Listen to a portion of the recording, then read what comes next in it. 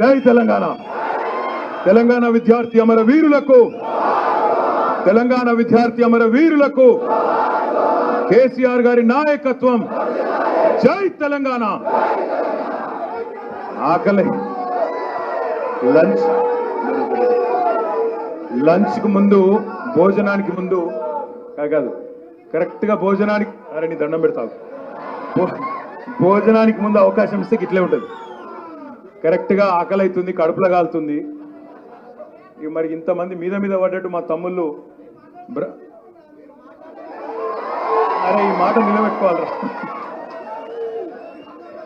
నాకు ఇప్పుడు మా తమ్ముడు ఎట్లా అంటే ఒక కొత్త, సరే అండి మాట్లాడుతాను తినవు ఇక. అందరికీ నమస్కారం. పెద్దలు, గౌరవనీయులు, మాజీ మంత్రివర్యులు ప్రశాంత్ రెడ్డి గారు, మరొక మాజీ మంత్రివర్యులు పెద్దలు శ్రీనివాస్ గౌడ్ గారు, అన్నగారు ఇప్పటిదాకా చాలా స్ఫూర్తిదాయకంగా మిమ్మల్ని అందరినీ ఉర్రు తొలగించే విధంగా ప్రసంగించిన మాన్యులు, డైరెక్టర్ జనరల్ ఆఫ్ పోలీస్గా ఇంకా 8-9 సంవత్సరాల సర్వీస్ ఉండగా కూడా అధికార పార్టీ ఎన్ని ప్రలోభాలు పెట్టినా మంత్రి పదవి ఇస్తాం, ఇంకో పదవి ఇస్తామంటే కూడా అవన్నీ కాదు, కేసీఆర్ నాయకత్వంలోనే తెలంగాణ సుసంపన్నమవుతుందనే విశ్వాసంతో ఈరోజు ఈ కష్టకాలంలో మనతో పాటు మనందరినీ కూడా ఒక సైనికుళ్ళగా ప్రేరేపిస్తూ, ఉత్తేజితపరుస్తూ ముందుకు నడుస్తున్న గౌరవ పెద్దలు అన్న ఆర్ఎస్ ప్రవీణ్ కుమార్ గారు, గౌరవనీయులు, మాన్యులు, సోదరులు, మరి ఉద్యమకాల నుంచి ఈరోజు దాకా తెలంగాణ ఉద్యమంలో స్ఫూర్తిదాయకంగా అటు పత్రికా సమావేశాల్లో కావచ్చు, టీవీల్లో కావచ్చు, ప్రత్యక్ష పోరాటాల్లో కావచ్చు, మరి మనందరికీ స్ఫూర్తినిచ్చే విధంగా ముందుకు నడిపిస్తున్న అన్న మన పెద్దలు డాక్టర్ దాసోజు శ్రవణ్ గారు, అదేవిధంగా ఈరోజు ఈ కార్యక్రమ అధ్యక్షుడు మా తమ్మునికి మైకు దొరకక కొన్ని రోజులైనట్టుంది, అందుకే మరి ఇందాక మర్చిపోయిందంతా మళ్ళా చెప్పి మీ మనసు గెలుచుకునే ప్రయత్నం చేస్తున్న మా తమ్ముడు, పోరాటాల్ని ఈ ప్రతిపక్ష పాత్రలో కూడా పోరాటాల్ని ముఖ్యంగా విద్యార్థుల్ని ముందుకు నడుపుతున్న, అది రాజ్భవన్ ముట్టడిలో కావచ్చు, పిఎస్సి ముట్టడిలో కావచ్చు, ముందుకు నడుపుతున్న మా తమ్ముడు, బీఆర్ఎస్ విద్యార్థి విభాగం అధ్యక్షుడు, మాజీ టూరిజం కార్పొరేషన్ అధ్యక్షుడు సోదరుడు గెల్లు శ్రీనివాస్ యాదవ్ గారు, మరొక మాజీ బీఆర్ఎస్వి అధ్యక్షుడు తమ్ముడు డాక్టర్ ఎర్రోల శ్రీనివాస్ గారు, తెలంగాణ స్టేట్ మన మెడికల్ ఇన్ఫ్రాస్ట్రక్చర్ డెవలప్మెంట్ కార్పొరేషన్ అధ్యక్షుడుగా కూడా వారు పనిచేసినారు, మరొక మాజీ బీఆర్ఎస్వి అధ్యక్షుడు తమ్ముడు, మాజీ పార్లమెంట్ సభ్యుడు, మాజీ ప్రభుత్వ విప్ మన బాల్కా సుమన్ గారు, అదేవిధంగా విద్యార్థి విభాగం నుంచి ఎంతో మంది సోదరులు కార్పొరేషన్ చైర్మన్లుగా, జిల్లా పరిషత్ చైర్మన్లుగా, జిల్లా పరిషత్ ఉపాధ్యక్షులుగా పనిచేసిన మా తమ్ముళ్ళు బాలరాజ్ గారు, డాక్టర్ ఆంజనేయ గౌడ్ గారు, అదేవిధంగా వాసుదేవరెడ్డి గారు, డాక్టర్ రాకేష్ గారు, మా తమ్ముడు ఇంకా శుభప్రద్ పటేల్ గారు, నేను ఇంకా కిషోర్ గారు, గ్యాదరి కిషోర్ కుమార్ గారు, ఇంకొక తమ్ముడిని కిషోర్ గౌడ్ కూడా ఉన్నాడు, కిషోర్ కుమార్ కూడా ఉన్నాడు, మా సిద్ధం వేణు ఉన్నాడు, ఇంకా దావా వసంత ఉన్నది సురేష్ మన జగిత్యాల జిల్లా పరిషత్ చైర్మన్ గారు, ఇంకా ఒకరిద్దరు తమ్ములను మేయర్లను చేసినాం, డిప్యూటీ మేయర్లను చేసినాం, వాళ్ళ అంగళలో కలిసిపోయారు. కానీ కాకపోతే వాళ్ళని కూడా ఇంకా చాలా మంది ఉన్నారు మిత్రులుగా, చెప్తా పోతే పెద్దలు ఇస్తున్నది. కానీ కాకపోతే నేను ఎవరెవరో పేర్లే చెప్పలేదు, ఎందుకంటే చాలా మంది తమ్ముళ్ళు చాలా మంది ఉన్నారు, ఒకరిద్దరు కాదు. చుట్టూ చూస్తుంటే అన్ని తెలిసిన మొక్కలే, అన్ని కూడా విద్యార్థి ఉద్యమాల్లో మొదటి నుంచి కలిసి నడిచిన మిత్రులు. ఎవరెవరి పేర్లు అయితే చెప్పలేదో వాళ్ళు మనసులనే తిట్టుకోవాలి, బయటికి తిట్టొద్దని కోరుతూ, మరి ఆకలి అవుతుంటే కూడా ఓపికగా ఉన్న మా తమ్ముళ్ళందరికీ, మా చెల్లెళ్ళందరికీ శిరస్సు వంచి హృదయపూర్వకంగా ఉద్యమ నమస్కారాలు తెలియజేసుకుంటూ, టీఆర్ఎస్ ఆనాడు తెలంగాణ రాష్ట్రం కోసమే ఆవిర్భవించిన పార్టీగా మొదటి 14 ఏళ్ళు మరి కేసీఆర్ గారి నాయకత్వంలో ఒకటి కాదు, రెండు కాదు, ఎన్నో ఉద్యమ రూపాలు, ప్రతి ఉద్యమ పోరాటంలో, ప్రతి ఉద్యమ రూపంలో కథానాయకులై కేసీఆర్ గారు ఇక్కడ పిలుపునిస్తే క్షేత్ర స్థాయిలో, అది జూనియర్ కాలేజ్ కావచ్చు, డిగ్రీ కాలేజ్ కావచ్చు, హై స్కూల్ కావచ్చు, యూనివర్సిటీ కావచ్చు, ఎక్కడికక్కడ కథానాయకులై కథన రంగంలో ఆనాడు విజృంభించి కొట్లాడిన, ప్రాణత్యాగం కూడా చేసిన ప్రతి విద్యార్థి అమరవీరుడికి పాదాభివందనం చేసుకుంటూ హృదయపూర్వకంగా వారికి వినమ్రంగా నమస్కారాలు తెలియజేసుకుంటూ, నేను మిమ్మల్ని కోరేది ఒకటే, మనకి ఈ పాత్ర పోరాటం అనేది మనకు కొత్త కాదు. 14 ఏళ్ళు కొట్లాడినాం. ఆనాడు పెద్ద పెద్ద నాయకులు, చాలా చాలా పెద్ద పెద్ద నాయకులు, కేసీఆర్ గారి భాషలో గజకర్ణ గోకర్ణ టక్కుటమార విద్యలన్నీ తెలిసిన మహామహా ఉద్దండ పిండాలతోనే కొట్లాడినాం. చంద్రబాబు నాయుడుతో కొట్లాడినాం, రాజశేఖర్ రెడ్డితో కొట్లాడినాం. పెద్ద పెద్ద నాయకులతోనే కొట్లాడి తలపడి వాళ్ళ తల వంచి చివరికి తెలంగాణ తీసుకొచ్చినాం. మరి అంత పెద్ద పెద్దలతో కొట్లాడినాం. ఈ చిట్టినాయుడు మనకైతే ఒక లెక్క కాదని నేనైతే అనుకుంటాను. ఈయన నిజంగా చెప్పాలంటే అంత పెద్ద పెద్దోళ్ళు ముంగట చూస్తే మీతో కొట్లాడదామంటే కూడా మనసు ఒప్పుతలేదు. ఎందుకంటే తెల్లారు లేస్తే ఆయన మాట్లాడే గుంపు మేస్త్రి అంటే మంచోళ్ళయ్యా, గుంపు మేస్త్రి అంటే కట్టేటోడు, వీడు కులగొట్టేటోడు. గుంపు మేస్త్రి అంటే కడతాడు, వీడు కట్టేటోడు కాదు, ఇల్లు కులగొట్టేటోడు వీడు. అందుకే నేను అనేది, తిడదామంటే మాట్లాడదామంటే విమర్శ చేద్దామంటే కూడా అవతల మనిషికి ఏమన్నా తెలియాలి. ఈయనకి ఏం ఎరకలేదు. నిన్న వికారాబాద్ వేయండి ఉప్పుకుంటా పోయి హైదరాబాద్ చుట్టూ 3 దిక్కుల సముద్రం ఉంది అంటాడు. ఏ రాయితో నెత్తి వల్ల కొట్టుకోవాలా ఈయన మన ముఖ్యమంత్రి అయినందుకు. ఇంకొక రోజు అంటాడు 15 ఆగస్టు రోజు ముఖ్యమంత్రి స్వాతంత్ర దినోత్సవం రోజు ఎవడో రాసిస్తాడు చదవాలి, అది కూడా చూసుకోడు చక్కగా. మన తెలంగాణలో బాక్రానంగల్ డ్యామ్ ఉందని చెప్పిండు. మనోళ్ళు తెలియక పాపం ఉత్తర భారతదేశం దాకా పోతురు తెలియక. మనోళ్ళు ఇక్కడ సముద్రం ఉందని తెలియక గోవా గోవట్రి. ఏం చేయాలి? రేవంత్ రెడ్డి గారి వల్ల ఇన్ని కొత్త కొత్త విషయాలు మనకు తెలుస్తున్నాయి. విప్రో CEO ఎవరు? రేవంత్ రెడ్డి గారి ప్రకారం సత్య నాదెల్లా. ఆయనకి ఏం తెలియదు పాపం. పోనీ ఆయనకు తెలియదు, పోనీ తెలియదన్న విషయం తెలుసా అంటే అది కూడా తెలియదు. ఎవడన్నా చెప్పవో తినడు, నాకు అన్ని తెలుసు అంటాడు. గట్లున్నది కథ. ఏం చేద్దాం? పిచ్చోని చేతిలో రాయి. ఇలా గట్లున్నది కథ.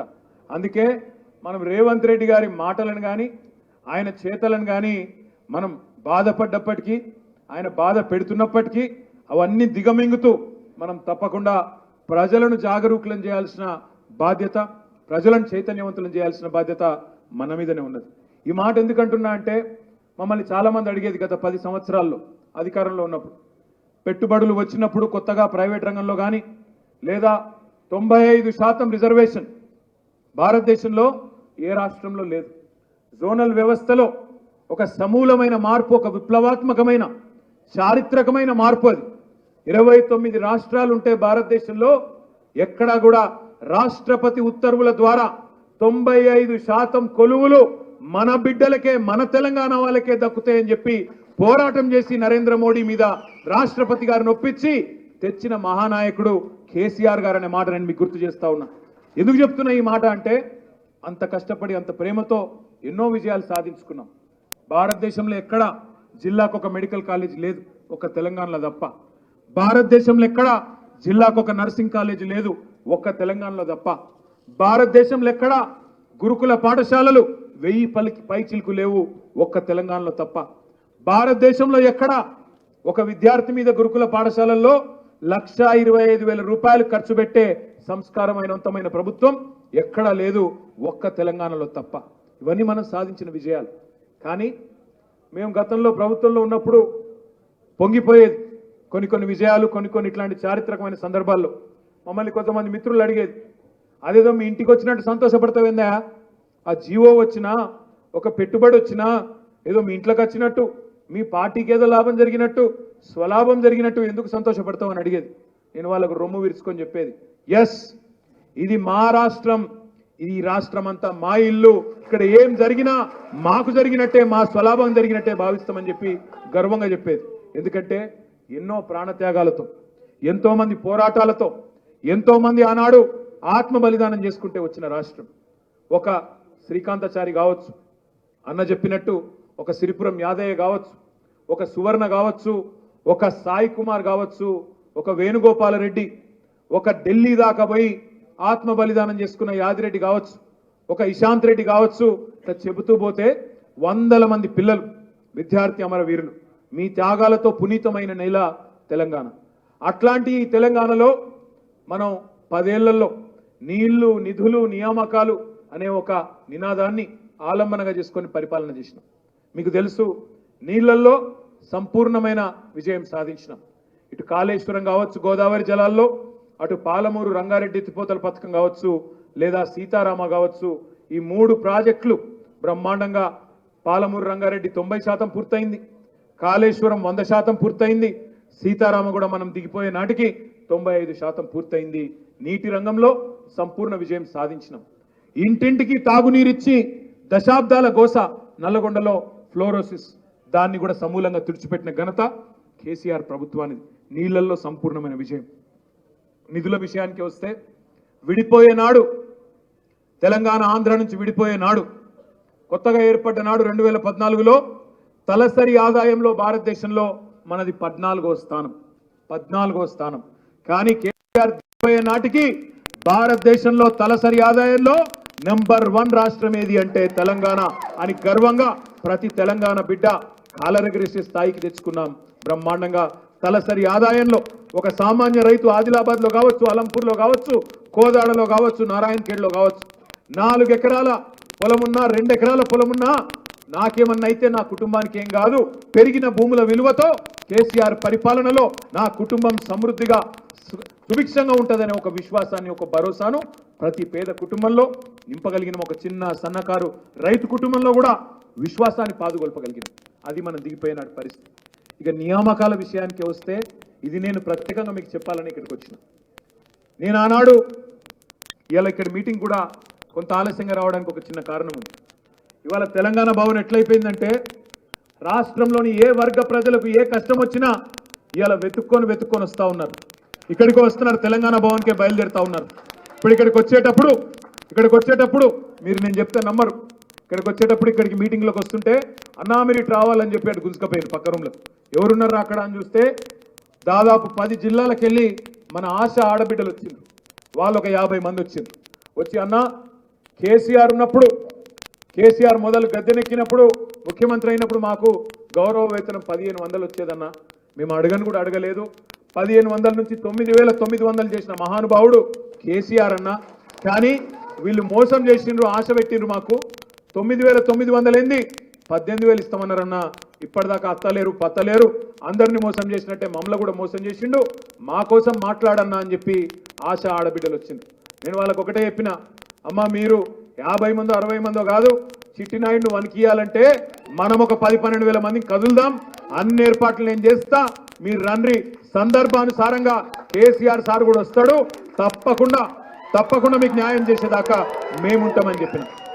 అక్కడికి వెళ్ళి మీ దగ్గరకు వస్తుంటే పక్క రూమ్లో ఇంకొక 50 మంది పిల్లలు ఉన్నారు, మీరు వాళ్ళ దగ్గర రావాలని అడ్డు తీసుకుపోయిన నన్ను ప్రవీణ్ అన్నాను. అక్కడేమైందిరా అనిపోతే గ్రూప్ 1 కోసం నిన్న రాత్రి 9-8 గంటల ప్రాంతంలో అశోక్ నగర్లో రోడ్డు ఎక్కిన పిల్లలు వాళ్ళందరూ వచ్చిండ్రు. గ్రూప్ 1 పరీక్షలు అన్యాయం జరుగుతున్నది. కేసీఆర్ తెచ్చిన 95% రిజర్వేషన్కు తూట్లు పడుస్తున్నారు. స్థానిక పిల్లలకు ఉద్యోగాలు రావాలని కేసీఆర్ తనలాడితే ఇవాళ మాకు రాకుండా చేస్తున్నాడు చిట్టినాయుడు అని చెప్పి దానికి నిరసనగా నిన్న ధర్నా కూర్చున్న పిల్లలు. అదేవిధంగా అంబేద్కర్ గారు, డాక్టర్ బాబాసాహెబ్ అంబేద్కర్ భారతరత్న, ఆయన రాసిన రాజ్యాంగానికి తూట్లు పడుస్తూ ఇవాళ 60% రిజర్వేషన్ ఏ వర్గాలకైతే SC ST BC economically weaker section ఉంటారో వాళ్లకు కల్పిస్తూ మిగతా 40% ఓపెన్ కోటాలో కూడా ఎస్సీ ఎస్టీ బీసీలకు జనరల్ కోటాలో కూడా అవకాశం ఉంటే దాన్ని తుంగలో నొక్కుతూ ఆనాడు కేసీఆర్ ఇచ్చిన జీవో 55ను రద్దు చేస్తూ దాని మీద తెచ్చిన జీవో 29 వల్ల ఎస్సీ ఎస్టీ బీసీ మైనారిటీల హక్కులకు విఘాతం కలుగుతున్నదని చెప్పి ఆ పిల్లలు ఇప్పుడే వచ్చినారు. వచ్చి అన్న వాళ్ళు చెప్తుంది ఒకటే, అన్న పరీక్ష రాసేందుకు మాకు అభ్యంతరం లేదు, గ్రూప్ 1 మెయిన్ రాసేందుకు మాకు అభ్యంతరం లేదు, 3 లక్షల మందిలో 30,000 మందిని మేము క్వాలిఫై అయినాక ఇలా రాసేందుకు మేము తయారున్నాం, వారం రోజులు రాయాలి రాస్తాం. కానీ రాసినాక మళ్ళా వీళ్ళు తెచ్చిన ఈ విధానాల వల్ల, వీళ్ళు తెచ్చిన ఈ లోపభూయిష్ట ప్రభుత్వ ఉత్తర్వుల వల్ల ఇది రద్దయి మళ్ళా రాయాల్సిన పరిస్థితి వస్తుంది. అందుకే మాకు అండగా నిలబడండి అని వాళ్ళు అడుగుతా ఉన్నారు. వాళ్ళు వచ్చినారు ఇప్పటిదాకా. నేను నిజానికి నేనే అశోక్ నగర్ పోదామని బయలుదేరిన పొద్దున నాకు చెప్పిన మా ముఠాగోపాలన్న ఫోన్ చేసిండు, ఎమ్మెల్యే సాబ్ ఫోన్ చేసి, అన్న మరి మా దగ్గర మొత్తం ఇంటి చుట్టూ పోలీసు వాళ్ళని పెట్టిండ్రు, అశోక్ నగర్ నిండా పోలీసు వాళ్ళని పెట్టిర్రు, ఇక నువ్వు రాగానే కొంటపోతారు ఎత్తుకపోతారు అన్నాడు.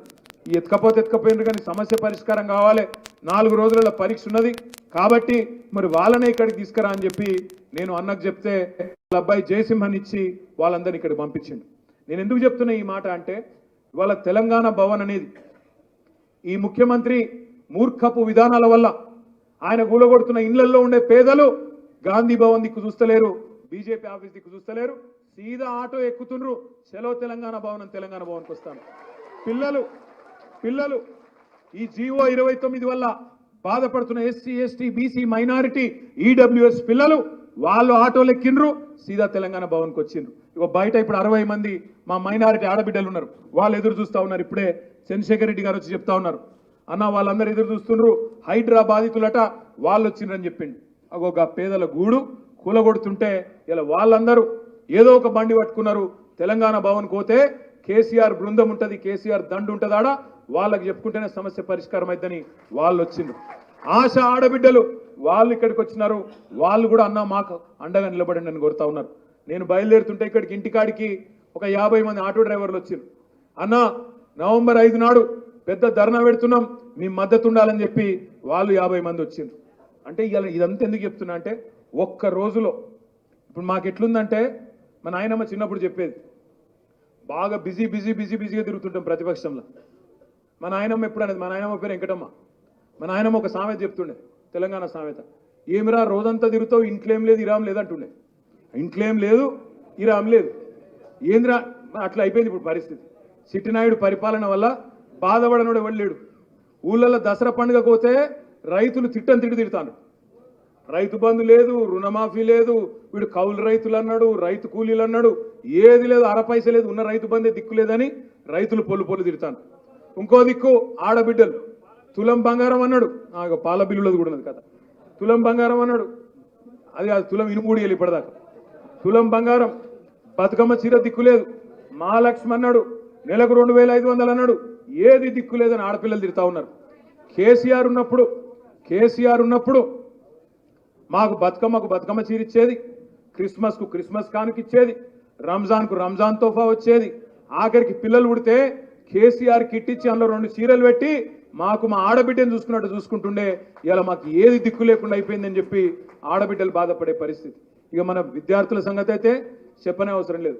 10వ తరగతి పాస్ అయితే ఎంత ఇస్తా అన్నాడు, మర్చిపోయారు మీరు? ఒకసారి ఈ కాగితం వచ్చిందా మీ అందరికీ? ఒకసారి చూపెట్టురు, దాచిపెట్టుకురు, అందరూ సరిగ్గా చూపెట్టురు, మొత్తం అరే లేవట్టురా భయ్, జాగ్రత్తగా తీసుకుపోయి ఇళ్ళల్లో అల్మార్లో వారేయండి. ఓకే, చదవకుండా తీసుకుపోయి అల్మార్లో వారేయండి. ఇలా రాసునే అన్ని విషయాలు. 10వ తరగతి పాస్ అయితే ఏం చెప్పిండు చిట్టినాయుడు, 10,000 ఇస్తా అన్నాడు. ఇంటర్మీడియట్ పాస్ అయితే గట్టిగా ఎప్పుడుతాం వచ్చిందా మరి? 10వ తరగతి పాస్ అయితే 10,000 వచ్చిందా? 12వ తరగతి పాస్ అయితే 15,000 వచ్చిందా? డిగ్రీ పాస్ అయితే ₹1,00,000 ఇస్తా అన్నాడు, వచ్చిందా? డిగ్రీ పాస్ అయితే 50,000 అనుకుంటా, 50,000 ఎంత? 25,000. పీజీ పాస్ అయితే 1,00,000 వచ్చిందా? పిహెచ్డి చేస్తే 5 లక్షలు అన్నాడు, వచ్చిందా? ఆడపిల్లలకు స్కూటీలు అన్నాడు, వచ్చినాయా? 5 లక్షల విద్యా భరోసా కార్డు వచ్చిందా? మరి మీకు అర్థమైంది, మిగతా వాళ్ళకి చెప్పొద్దా? చెప్పాలి. అందుకే ఏం చేద్దామంటే ఇవే కాదు, ఇంకా చెప్తే చాలా ఉన్నాయి. ఇవన్నీ అన్ని విషయాలు ఇల్లు ఉన్నాయి. కేసీఆర్ ప్రభుత్వంలోకి వచ్చినాడు ఎన్ని కాలేజీలు ఉండే, డిగ్రీ కాలేజీలు ఎన్ని అయినాయి, తర్వాత BC SC ST minority degree కళాశాలలు ఒక్కసారి చూడండి. 2014 ముందు గుండు 0 ఒక్కటి కూడా లేదు.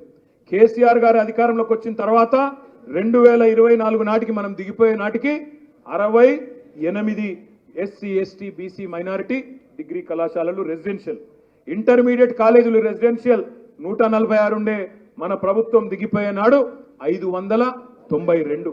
అదేవిధంగా ఎస్సీ ఎస్టీ బీసీ మైనారిటీ గురుకులాలు మన ప్రభుత్వం వచ్చిన నాడు 294, మనం దిగిపోయిన నాడు 1023. మన ప్రభుత్వం వచ్చిన నాడు మెడికల్ కళాశాలలు మన రాష్ట్రంలో 5, మనం దిగిపోయే నాడు 33 మెడికల్ కళాశాలలు, 33 నర్సింగ్ కళాశాలలు. మన ప్రభుత్వం వచ్చిన నాడు ఇక్కడ మన రాష్ట్రంలో మెడికల్ విద్యలో వైద్య విద్య సీట్లు 850 మాత్రమే 2014లో. మన ప్రభుత్వం దిగిపోయే నాడు 3751. పీజీ సీట్లు 613 2014లో, 2024లో 1249. మన చాలా సంతోషం అనిపించింది. నేను మా సోదరులు, మా బావగారు హరీష్ రావు గారు మొన్న ఒక ట్వీట్ చేసిండు ఏమని, సిద్దిపేటలో ఒకటే ఇంట్లో 4 పిల్లలకు వైద్య సీట్లు వచ్చినాయి, మెడికల్ సీట్లు వచ్చినాయి కేసీఆర్ గారి చొరవ వల్ల అని చెప్పి ఆయన పెడితే చాలా చాలా సంతోషం అనిపించింది. ఎందుకు చెప్తున్నా అంటే మళ్ళీ చిట్టినాయుడు ఏమనుకుంటాడు అంటే ఏమన్నా హరీష్ రావు కుట్రుందేమో 4 వచ్చినాయి ఒక్క ఇంట్లో అనుకుంటాడు. కుట్ర లేదు, మన్ను లేదు, సీట్లు పెరిగినాయి, మంచిగా చదువుకున్నారు, పిల్లలకు సీట్లు వచ్చినాయి. ఆయనతో వాళ్ళ సీట్లు కూడా కొట్టగలడని నా భయం. అందుకే చెప్తున్నా, ఎందుకంటే ఆయనకు ప్రతిదానిలో కుట్రనే కనబడుతుంది. అట్లనే మీరు చూస్తే 1-2 కాదు, ఒక వైట్ కోట్ విప్లవం. ఇవాళ భారతదేశంలో అత్యధికంగా ధాన్యం పండించే రాష్ట్రం తెలంగాణ, అత్యధికంగా డాక్టర్లను ఉత్పత్తి చేసే రాష్ట్రం గది కేసీఆర్ సాధించిన విజయం. ఇంకా చెప్పాలంటే చాలా ఉన్నాయి. మరి ఈ సన్నాసి ముఖ్యమంత్రి అయినాక ఏం జరుగుతుంది, ఒకసారి ఆలోచించండి. బడి పిల్లలకు బ్లాక్ బోర్డుల మీద రాసేందుకు చాక్ పీసులు లేవు, చాక్ పీసులకు పైసలు లేవు. కానీ మూసీలో వచ్చేందుకు 1,50,000 కోట్లు ఉన్నాయి. మూసీల వార వచ్చేందుకు 1,50,000 కోట్లు ఉన్నాయి. నిన్న మొన్న మీరు చూసిండ్రు, గురుకుల పాఠశాలలకు కిరాయి ఇస్తలేడని చెప్పి వాళ్ళు తాళాలు పెట్టిండ్రు, దానికి పైసలు లేవు. కానీ బడా బడా కాంట్రాక్టర్లకు బిల్లులు ఇచ్చేందుకు బ్రహ్మాండంగా పైసలు ఉన్నాయి. ఈరోజు ఈ బ్రేక్ఫాస్ట్ స్కీమ్ పెట్టినాం మనం దిగిపోయే ముందు. అక్టోబర్ మాసంలో పేద పిల్లలకు సన్నబియ్యంతో భోజనం, మధ్యాహ్నం ఉదయం పూట కూడా మంచి అల్పాహారం పెట్టాలని చెప్పి అద్భుతమైన 9 రకాల బ్రేక్ఫాస్ట్లతోని సీఎం బ్రేక్ఫాస్ట్ స్కీమ్ లాంచ్ చేసినాం. ఏం రోగం పుట్టిందని నడిపిస్తేందుకు, దానికి కూడా బాధనేనా? ఇలా ఢిల్లీకి మూటలు తీసుకుపోయేందుకు పైసలు ఉంటాయి. ఈరోజు కరెక్ట్గా మనం రేవంత్ రెడ్డి గారికి శుభాకాంక్షలు చెప్పాలి. ఎందుకంటే సిల్వర్ జూబ్లీ కొట్టిండు ఢిల్లీ కోట్ల. 25 సార్లు ఎక్కే విమానం, దిగే విమానం, పీకింది అయితే ఏం లేదు. 25 సార్లు 25 పైసలు కుడిదేలే, 25 సార్లు 25 పైసలు తేలే. కానీ దగ్గర 2,500 కోట్లు మాత్రం అక్కడ ముట్ట చెప్పిండు. ఎందుకంటే కాంగ్రెస్ పార్టీ వాళ్ళకు కప్పం కట్టాలి కదా, ముఖ్యమంత్రి పదవి కాపాడుకోవాలంటే ఒక పని చేస్తూ ఉన్నాడు. కానీ చాక్ పీసులకు పైసలు లేవు. గురుకులాల్లో పిల్లలకు నేను చూస్తా ఉన్నా, ఎక్కడికక్కడ విషాహార సమస్యలు, ఎక్కడికక్కడ ఆఖరికి పెరిగిపోయిన కంప చుట్టూ గురుకులాల్లో పెరిగితే ఆఖరికి కోరుట్లలో, ఇక్కడ మా ఎమ్మెల్యే సంజయ్ గారు ఇక్కడ ఉన్నారు, ఆయన పోయొచ్చిండు మొన్న. గురుకులాల్లో అక్కడ కోరుట్లలో పాపం పాము గుట్టి పిల్లలు చచ్చిపోయే పరిస్థితి. ఒక్కరు కాదు, 2, 15 రోజుల వ్యవధిలో 2 పిల్లలు. అందులో ఒక పిల్లగాడు మా సిరిసిల్ల ఎల్లారెడ్డిపేట పిల్లగాడు. ఎంత దారుణమైన పరిస్థితి ఉందో దాన్ని బట్టి మీరు చెప్పొచ్చు. అదే ప్రవీణ్ కుమార్ గారు కేసీఆర్ గారి నేతృత్వంలో పిల్లలను మౌంట్ ఎవరెస్ట్ మీదకి ఎక్కించిండు. మరి మన చిట్టినాయుడేమో పాతాళంలోకి దొక్కుతా ఉన్నాడు గురుకుల విద్యార్థులను, పాతాళంలోకి దొక్కే పనిలో ఉన్నాడు బిజీగా. గురుకులాలు బంద్ అంటే ఆయన ఒక్కటే లక్ష్యం పెట్టుకున్నాడు, కేసీఆర్ ఆనవాళ్ళు లేకుండా చేస్తాడట. కేసీఆర్ ఆనవాళ్ళు లేకుండా చేయాలి అంటే ఏం చేయాలి మరి? కేసీఆర్ ఆనవాళ్ళు లేకుండా చేయాలంటే ఆయనతో తెలంగాణ తీసుకుపోవాలి, ఆంధ్రాలో కలపాలి. తెలంగాణ లేకపోతేనే కదా కేసీఆర్ను మర్చిపోయేది. లేకపోతే మీ పిల్లలు, వాళ్ళ పిల్లలు కూడా ఏమంటారు, ఎవరు తెచ్చిండ్రు తెలంగాణ అంటే ఏం చెప్పాలి? ఇక మరి తెలంగాణలో కేసీఆర్ ఆనవాళ్ళు లేకుండా చేయాలని కూడా మూర్ఖుడు అంటే వానికి ఏం చెప్పాలి మనం? అందుకే నేను అడిగేది మిమ్మల్ని అందరిని ఒకటి, వీళ్ళ ఉడత ఊపులకు భయపడద్దు. కేసులు పెడతారు, వాళ్ళకి తెలిసిన ఒకే ఒక్క విద్య కేసులు పెట్టుడు. నేను జగిత్యాలలో మా తమ్ముడు దావా సురేష్ నాకు మెసేజ్ పంపించిండు, అన్న తులం బంగారం ఏమైందిరా భయ్ అని అడిగిన పాపానికి ఒక పిల్లగాడు వాట్సాప్లో పెడితే కేసు పెట్టిండ్రు ఆ పిల్లగాని మీద అని చెప్పిండు. వెంటనే మన లీగల్ సెల్ కప్ప చెప్తే ఆ పిల్లగాన్ని కేసు కాకుండా ఏం కాకుండా కాపాడుకున్నాం. కానీ ప్రశ్నించడం బంద్ అయితే, మనం అడుగుడు బంద్ అయితే, సమాజం తరపున కొట్లాడుడు బంద్ అయితే, పేద ప్రజల తరపున మాట్లాడుడు బంద్ అయితే తెలంగాణ మూగబోతుంది. ఎందుకంటే బీజేపీడు మాట్లాడాడు, మీరు చూడుండ్రి, తెలంగాణకి ఏం అన్యాయం జరిగినా, పేదల ఇండ్లు కూల్చినా, చిట్టినాయుడు మొత్తం తెలంగాణను నాశనం చేసినా బీజేపీడు మాట్లాడాడు, మెస్లాడు. ఎందుకంటే వాళ్ళు ఒకటే, పైన ఇద్దరు ఒకటే, బడే బాయ్ చోటే బాయ్ ఒకటే. పైననేమో జుమ్లా పిఎం, ఇక్కడనేమో హౌలా సీఎం. వాడు జుమ్లా పిఎం, వీడు హౌలా సీఎం. నేను కుల్లా చెప్తున్నాను, ఇలా సిగ్గుపడేది ఏం లేదు. వీనికి ఏమి తెలియదు, ఎట్లా నడపానో తెలుస్తలేదు. ఆగమాగం జగన్నాథం, ఆగమాగం అవుతున్నాడు. అనుకోకుండా తంతె గారెల బుట్టలు పడ్డట్టు వచ్చి పడ్డాడు. అది మీకు అసలు కథ చెప్తా. మొన్న మధ్యనికి పేరు చెప్తే బాగుండదు కానీ ఒక కాంగ్రెస్ మంత్రి కలిసిండు నాకు ఎయిర్పోర్ట్లో. నేను ఢిల్లీ పోతున్నా, ఆయన ఎటో పోతాడు, ఎయిర్పోర్ట్లో కలిసినాక లాంజ్లో కలిసిండు. కూర్చున్నాం కొద్దిసేపు. కూర్చుంటే నేను అడిగితే ఏం సంగతి అన్న, ఎట్లా నడుస్తుంది కథ, ఏం చెప్తారు మరి? బాగా మీరు గ్యారెంటీలు ఏమో బాగా ఇచ్చిండ్రు, 420 హామీలు ఇచ్చిర్రు, చేస్తారే మరి అన్న. ఏమన్నాడు ఎరికేనా? అన్న నీకు ఏం చెప్పాలనే, మేము అనుకున్నామా మేము గవర్నమెంట్లోకి వస్తామని? మీరు ఒక 15-20 మందిని మార్చుకుంటే మీరే ఉందరు, మేమేడు చుట్టుమే అని చెప్పుకుంటే ఏమన్నాడు ఎరికేనా? ఇక మేమేమనుకున్నామంటే వచ్చేది ఉందా పీకేది ఉందా అని చెప్పి ఏది పడతా చెప్పుకుంటూ పోయినాం. ఎవరు ఏది అడుగుతుంది ఓకే రాబాయ్ అని చెప్పి మా శ్రీధర్ బాబుని రాయమనం, ఆయన రాసుకుంటా వీకిండి చిత్రగుప్తులు లెక్క. ఆయనత చూస్తే ఇంత అయింది. అది మేనిఫెస్టో 420 హామీలు అయినాయి. ఇప్పుడు మేము చూస్తేనేమో ఇక మాకు చేసే పరిస్థితి లేదు.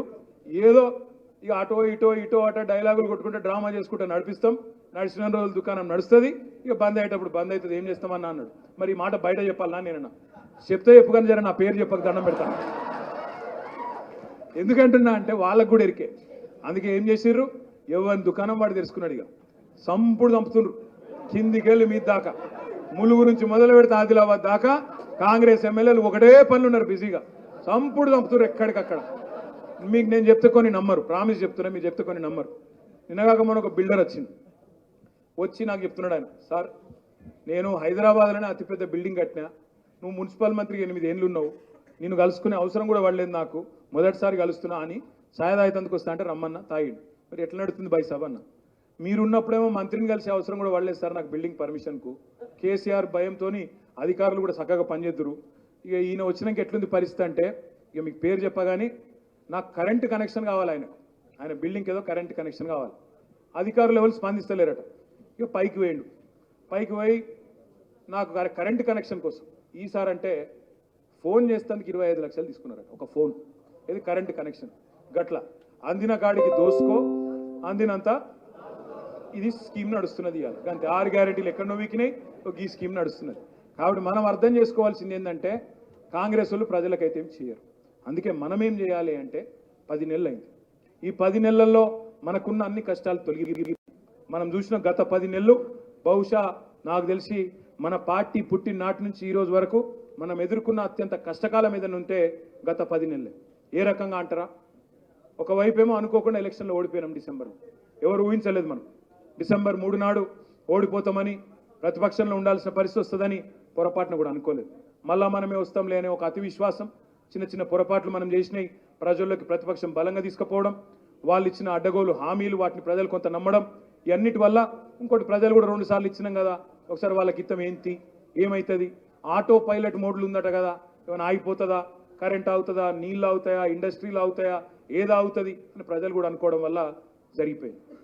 సరే డిసెంబర్ 7 నాడు మన నాయకుడు, మన పార్టీ అధ్యక్షులు, పెద్దలు, తెలంగాణ తొలి ముఖ్యమంత్రి కేసీఆర్ గారికి అనుకోకుండా ఒక ప్రమాదం జరగడం, దాదాపు 3 నెలల పాటు ఆయన ఇబ్బందులు పాల్గొవడం, ఈ టోటల్ హిప్ రీప్లేస్మెంట్ జరగడం, దానివల్ల మనందరం కూడా బాధపడ్డాం.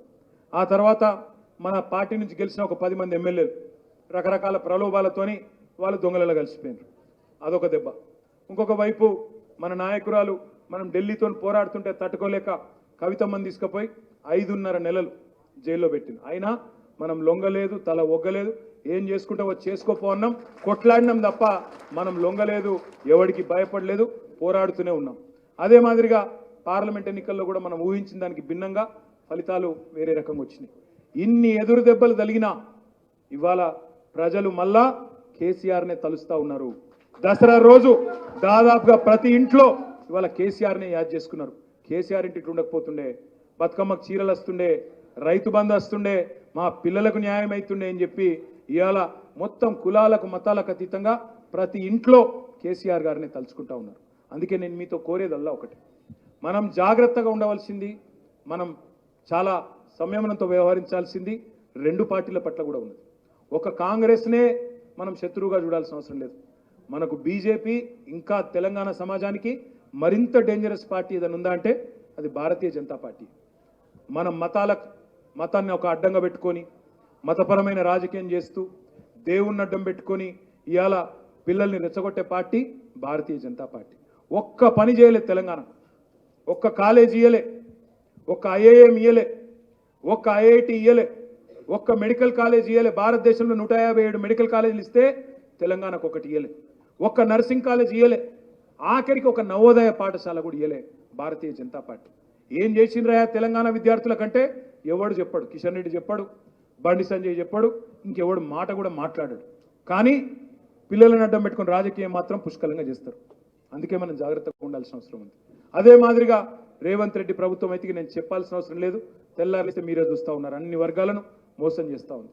అందుకే మనం చేయాల్సిన పనుల్లో ఒకటే, ఈరోజు ఎట్లా అయితే రాష్ట్ర కమిటీ సమావేశం ఇక్కడ హైదరాబాద్లో పెట్టుకున్నామో ఇది కేవలం ప్రారంభం మాత్రమే. ఇక్కడ నుంచి ఏం చేద్దాం అనుకుంటున్నామంటే మనకి ఇవాళ 32 జిల్లాల్లో 32 జిల్లాలకు మంచిగా బ్రహ్మాండమైన జిల్లా పార్టీ ఆఫీసులు ఉన్నాయి.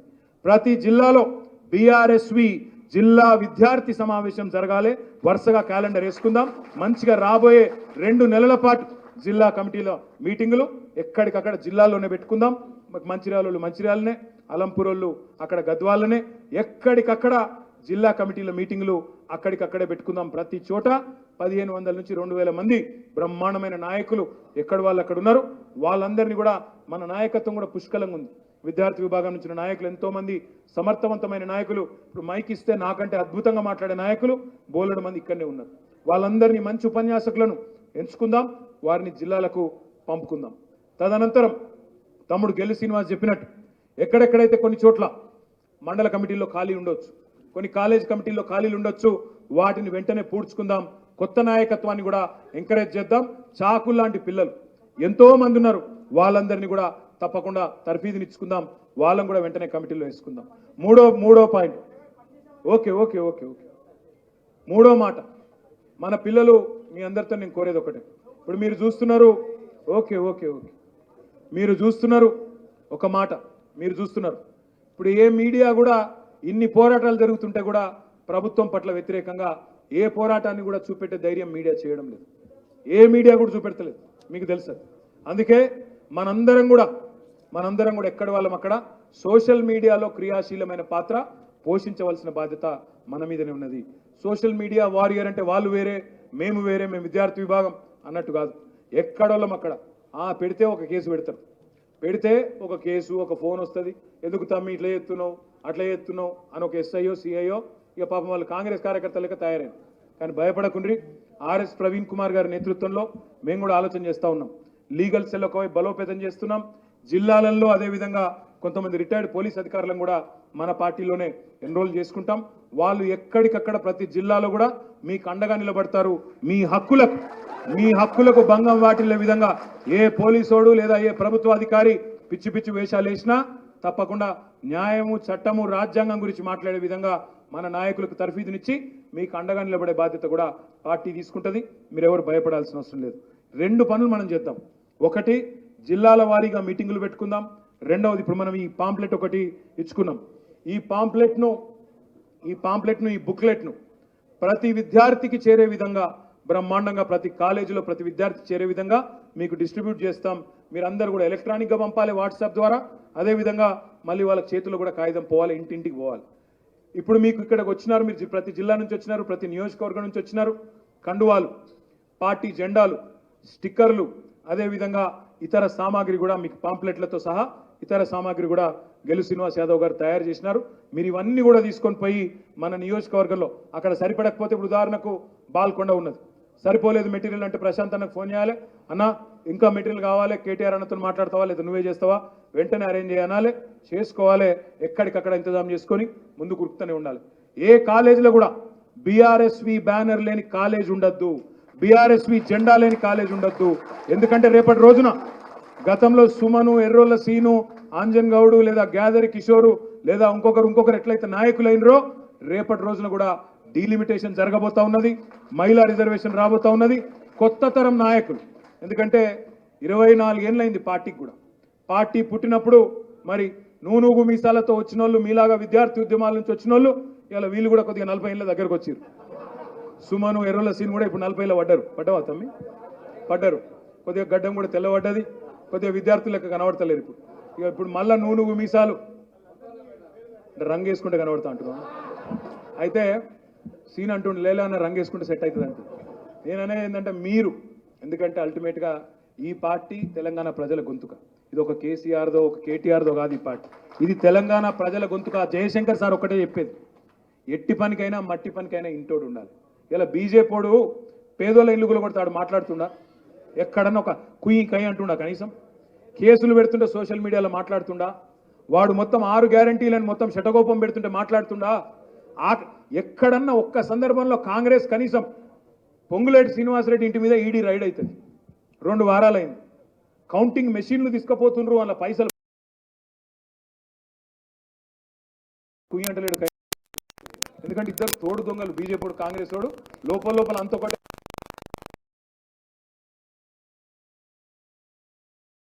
బిగ్గర కౌలించుకొని నువ్వు రారాబాయి మా రాష్ట్రానికి ఆయన పట్టుకొస్తా ఉన్నాడు. అందుకే గుర్తుపెట్టుకోండి, పైన ఆడే నాటకం ఒకటి, లోపల నడిచేది ఇంకొకటి. ఇద్దరు తోడు దొంగలే, ఎవడు మాట్లాడాడు. జయశంకర్ సార్ చెప్పినట్టు ఎన్నటికైనా స్వీయ రాజకీయ అస్తిత్వమే తెలంగాణకు శ్రీరామ రక్ష. తెలంగాణకు శ్రీరామ రక్ష కేసీఆర్ నాయకత్వం గులాబీ జెండా తప్ప ఇంకొకరితో కాదు. అందుకే దయచేసి నేను మిమ్మల్ని కోరేది, జిల్లాల వారీగా సమావేశాలు చైతన్యవంతం చేసుకునే విధంగా స్ఫూర్తివంతంగా సోషల్ మీడియాలో మన పోస్టులు మీరెవ్వరు కూడా దయచేసి ఇంకొక మాట కూడా నేను కోరుతా ఉన్నాను. సోషల్ మీడియాలో ఎవరిని అమ్మలక్కల బూతులు తిట్టాల్సిన అవసరం లేదు, పొరపాటు తిట్టదు. ఎందుకంటే అది మంచి విధానం కూడా కాదు, మంచి సంస్కృతి కూడా కాదు. అది మన తెలంగాణ సంస్కృతి ఎంత మాత్రం కాదు. సబ్జెక్టు మాట్లాడదాం, అడుగుదాం, చర్చ పెడదాం, తర్కం చేద్దాం. అవురాబాయ్ ఎన్నుండే, నువ్వు అన్ననాడు మెడికల్ కాలేజీలు ఎన్నుండే, మా నాయకుడు వచ్చినాక ఎన్ని మెడికల్ కాలేజీలు వచ్చినాయి, నువ్వు ఉన్నప్పుడు ఎన్ని కళాశాలలు ఉండే, మేము వచ్చినాక ఏమైంది, విద్యా ప్రమాణాలు. ఇలా 3,000 మంది పిల్లలు ఐఐటీల్లో, ఎన్ఐటీల్లో, ఐఏఎస్సీలో సీట్లు వచ్చినాయంటే మామూలుగా వచ్చినాయా, ఉత్తగానే వచ్చినాయా? రాలేదు కదా.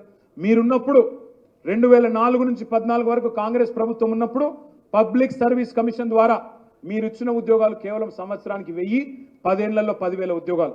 అదే కేసీఆర్ వచ్చినాక మొత్తం 2,32,000 ఉద్యోగాలకు శాంక్షన్ ఇచ్చి భర్తీ చేసింది 1,60,083 ఉద్యోగాలు. ఇలా గమ్మత్ అనిపిస్తున్నది చిట్టినాయుడు మాట్లాడితే. 60,000 ఉద్యోగాలు ఇచ్చినట చిట్టినాయుడు. ఎట్లున్నది కథ అంటే, ఇది ఒక్క ముచ్చట చెప్పి నేను ముగిస్తా. లగ్గం కాలేదట, సంసారం చేయలేదట, పిల్లలు మాత్రం పుట్టిరట. అరే నువ్వు ఒక ఉద్యోగం ఇవ్వనంటే మొదలు నోటిఫికేషన్ ఇవ్వాలి, పరీక్ష పెట్టాలి, అవసరమైతే ఇంటర్వ్యూ పెట్టాలి, అటెనక కాగితాలు ఇవ్వాలి. మరి చిట్టినాయుడు వచ్చినాక ఎన్ని నోటిఫికేషన్లు వచ్చినాయి? నిన్న మొన్న ఒకటి ఇచ్చినట్టున్నాడు అంతే. 2 లక్షల ఉద్యోగాలని 2 ఉద్యోగాలు అయితే పక్కా వచ్చినాయి. ఒక ఉద్యోగం రాహుల్ గాంధీకి వచ్చింది, ఒకటి రేవంత్ రెడ్డికి వచ్చింది, మిగతా మాత్రం ఎవరికి రాలేదు. గుర్తు చేసుకోండి ఒక్కసారి మీరు. 2 లక్షల ఉద్యోగాలు సంవత్సరం ఇస్తా అన్నాడు. నేను అడిగిన ఎలక్షన్ల ముందు ఒక్క రాష్ట్రాన్ని చూపెట్టండి, 1,60,000 ప్రభుత్వ ఉద్యోగాలు ఇచ్చిన ఒక్క రాష్ట్రం భారతదేశంలో బీజేపీ కానీ కాంగ్రెస్ కానీ పాలించే రాష్ట్రాలు ఒక్కటి చూపెట్టండి, నేను రాజకీయ సన్యాసం చేస్తా అని చెప్పిన. అప్పుడు పిల్లలకు ఎక్కలే. ఎందుకంటే మీరు కూడా కొద్దిగా నిస్తేజంగా ఉంటుంది, మేము కూడా కొద్దిగా ఓవర్ కాన్ఫిడెంట్ ఉంటుంది, పొరపాట్లు చేసినాం. మీరు కూడా కొద్దిగా డల్ అయినారు, గెలుస్తున్నాం మనోడు గెలుతుండి అని మీరు కూడా కొద్దిగా ఎక్కడోళ్ళు అక్కడ బేదారైంది. అట్లా మేము కూడా కొద్దిగా ఓవర్ కాన్ఫిడెంట్ ఉంటుంది, ఎంసీ అని. చిన్న తప్పులు జరిగినాయి, సవరించుకుందాం, ఆత్మవిమర్శ చేసుకుందాం, మళ్ళా ప్రజలకు దగ్గరైదాం. ప్రజలు గొప్పవాళ్ళు, ప్రజలు ఇప్పుడు తప్పు చేయరు. 2 సార్లు అధికారం ఇచ్చింది అదే ప్రజలు, 3వ సారి మన ఇంటికి పంపింది అదే ప్రజలు. వాళ్ళని మనం అనడానికి వీల్లేదు, ఎందుకంటే వాళ్ళు కరెక్ట్గానే ఆలోచన చేస్తారు. మనమేదో చిన్న పొరపాట్లు చేసినాం, వాటిని సవరించుకుందాం, వాళ్ళ మనసు మళ్ళీ గెలుచుకుందాం. తప్పకుండా మీ అందరి శ్రమ ఉంటే మీలోంచే కొత్త తరం నాయకులు, ఎమ్మెల్యేలు, ఎంపీలు, మళ్ళా కార్పొరేషన్ చైర్మన్లు, జిల్లా పరిషత్ చైర్మన్లు, మున్సిపల్ చైర్మన్లు, విద్యార్థి నాయకుల్లోంచే వస్తారు. ఈ పార్టీ మరొక 50-75 సంవత్సరాల పాటు ఒక డిఎంకే లాగా, ఒక శిరోమణి అకాలీదళ్ లాగా అద్భుతంగా ఉంటుందనే మాట కూడా మీకు చెబుతూ మళ్ళీ చివరికి ఇంకొకసారి చెప్తున్నా, ఈ పార్టీ కేసీఆర్దో కేటీఆర్దో కాదు. ఈ పార్టీ మనది, మన తెలంగాణది, మన ప్రతి ఒక్కరిదనే మాట గుర్తు చేసుకోవాలని కోరుతూ, మరి ఇప్పుడు నాకు భోజనాలు చేసే వాళ్ళు చేయండి, ఫోటోలు దిగాలనుకుంటే వాళ్ళు రండి, ఇబ్బంది. కానీ పేరున మళ్ళొకసారి మీ అందరికీ నమస్కారాలు తెలియజేసుకుంటూ జై తెలంగాణ.